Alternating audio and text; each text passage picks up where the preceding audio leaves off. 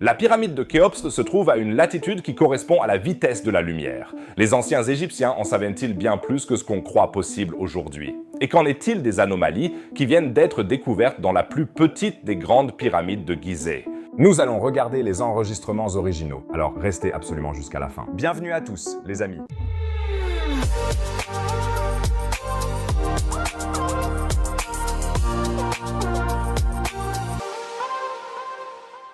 Vous êtes-vous déjà demandé si les anciens Égyptiens n'en savaient peut-être tout simplement trop? Depuis des années, une image circule sur Internet affirmant que la vitesse de la lumière est de 299 792 458 mètres par seconde et que la latitude de la pyramide de Khéops est de 29,9792458 degrés nord. La vitesse de la lumière et la latitude de la pyramide de Khéops ont donc les mêmes chiffres.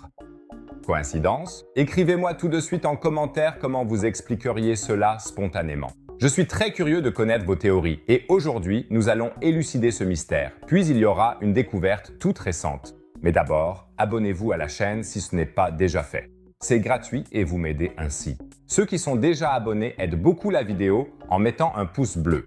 Essayons d'atteindre 5000 likes. Merci beaucoup les amis. Bon, parlons de la vitesse de la lumière et des pyramides. C'est vrai que ça a l'air vraiment étonnant au premier abord, je l'admets.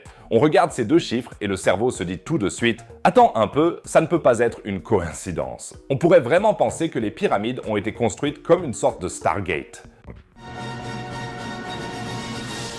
La vitesse de la lumière, que l'on désigne généralement par la vitesse maximale c, n'est en effet pas un nombre quelconque, mais l'une des constantes les plus fondamentales de notre univers. Dans le vide, elle est exactement de 299 792 458 mètres par seconde, et rien n'est plus rapide. La lumière elle-même, c'est-à-dire les photons, atteint exactement cette vitesse, quelle que soit la direction d'où elle vient ou qui la mesure. Cette limite ne s'applique pas seulement à la lumière, mais à toute forme d'information dans l'univers. C'est en quelque sorte la limite de vitesse absolue de la réalité. Comment est-ce possible que la position de la pyramide de Khéops corresponde à cette constante fondamentale de la nature, à ce code fondamental de l'univers? Aussi fou que soit ce hasard, il y a quelques hicks. D'abord, les anciens Égyptiens ne mesuraient pas du tout les distances en mètres. Le mètre en tant qu'unité n'a été défini qu'en 1791, soit bien 4300 ans après la construction des grandes pyramides. Si les Égyptiens avaient mesuré la vitesse de la lumière et caché sa valeur quelque part, ce qui est déjà une idée sacrément audacieuse en soi, ils l'auraient fait en coudées, leur unité de longueur de l'époque. Et la vitesse de la lumière en coudées est d'environ 571 033 253 coudées par seconde. Pour cette latitude, la pyramide devrait se trouver quelque part dans l'ouest de la Russie. Donc, si jamais quelqu'un trouve une pyramide secrète près de Saint-Pétersbourg, n'hésitez pas à le faire savoir.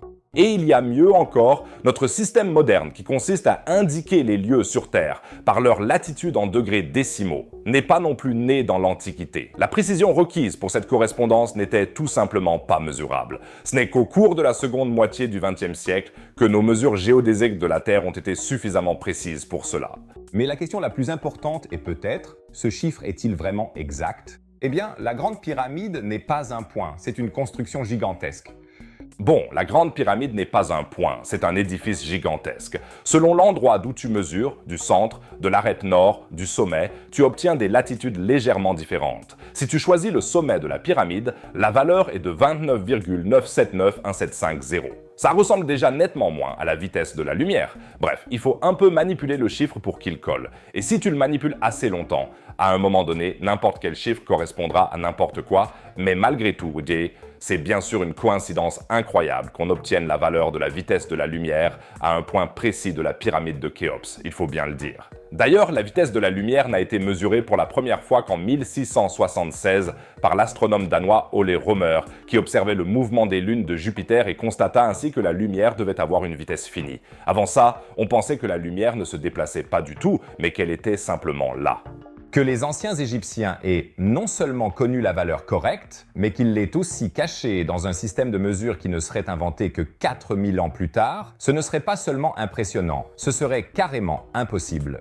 Il aurait aussi fallu qu'ils aient une machine à voyager dans le temps, mais ce sujet, nous n'allons pas l'aborder maintenant. Mais ce qui est vraiment fascinant, et ce que je vais vous montrer maintenant, ce n'est pas une théorie d'Internet, c'est de la vraie science toute récente. Vous connaissez la pyramide de Mykérinos? C'est la plus petite des 3 grandes pyramides de Gizeh. Elle doit son nom au pharaon Makérinos, qui a régné entre 2490 et 2472 avant Jésus-Christ. Avec une hauteur initiale d'environ 65 mètres, c'est certes toujours un édifice monumental, mais comparé à ses gigantesques voisines, la pyramide de Khéops et celle de Képhren, elle semble presque timide. Et c'est peut-être justement pour ça qu'elle a longtemps été le parent pauvre de la recherche sur les pyramides. Alors que celle de Khéops est régulièrement scrutée à l'aide de tomographes Zamions, de drones et de toutes sortes de gadgets high-tech, la pyramide de Mykérinos restait plutôt en retrait à regarder. Le réseau de recherche Scan Pyramids a voulu changer ça. Et ce qu'ils ont découvert est impressionnant. La partie de la pyramide de Mykérinos est recouverte de blocs de granit. À l'origine, il était prévu d'en recouvrir toute l'enveloppe extérieure, mais pour des raisons inexpliquées, seules les 7 rangées du bas ont été conservées. Entre ces blocs de granit, il y a 2 zones qui sont remarquablement lisses et travaillées avec précision.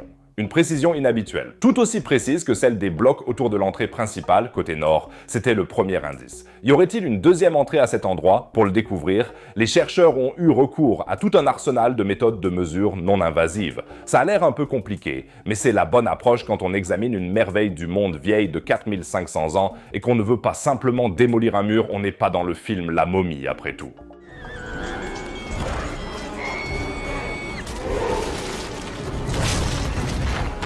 D'ailleurs, c'est un très bon film s'il faudrait que je le revoie un de ces jours. Oui, les chercheurs ont utilisé le géoradar, des tests par ultrasons et, comme méthode décisive, la tomographie de résistance électrique dite ERT. Le principe est élégant. On envoie de faibles impulsions électriques à travers la roche et on mesure l'intensité de la résistance électrique à différents endroits. L'air conduit moins bien le courant que la pierre solide, donc une résistance élevée indique qu'il y a quelque chose de creux à cet endroit. Et c'est exactement ce qu'ont montré les appareils de mesure. Juste derrière les blocs de granit particulièrement bien polis du côté est, 2 anomalies distinctes. Les chercheurs les appellent simplement A1 et A2. L'anomalie A mesure environ 1,5 m sur 1 mètre et commence à environ 1,35 m de profondeur. A2 est un peu plus petite, environ 90 sur 70 cm, et se trouve juste sous la surface. Les deux semblent être remplis d'air, donc ce sont des cavités. Avant que tout le monde ne crie en même temps « chambre au trésor », les chercheurs eux-mêmes restent prudents. Les méthodes de mesure ont une profondeur de pénétration limitée. On ne peut donc pas encore dire jusqu'où ces cavités s'étendent à l'intérieur de la pyramide. Ce sont des anomalies, pas des certitudes. Mais le scénario qui se dessine ici est tout de même passionnant. Une deuxième entrée dans la pyramide de Mykérinos, une entrée qui était cachée depuis des millénaires derrière des blocs de granit soigneusement posés. Christian Gross, professeur en essais non destructifs à l'Université technique de Munich, décrit ça comme ça. Les méthodes de mesure permettent de tirer des conclusions très précises sur l'intérieur de la pyramide sans endommager ce précieux édifice, et l'hypothèse d'une deuxième entrée est très plausible. Ce que les chercheurs vont exactement découvrir derrière ces blocs de granit, nous ne le savons pas encore. Peut-être un couloir, peut-être une chambre, peut-être simplement une irrégularité géologique. Mais le simple fait qu'en 2026, on puisse encore faire de nouvelles découvertes dans un édifice vieux de 4500 ans, un édifice que des millions de personnes visitent chaque année, c'est ça qui est vraiment fascinant.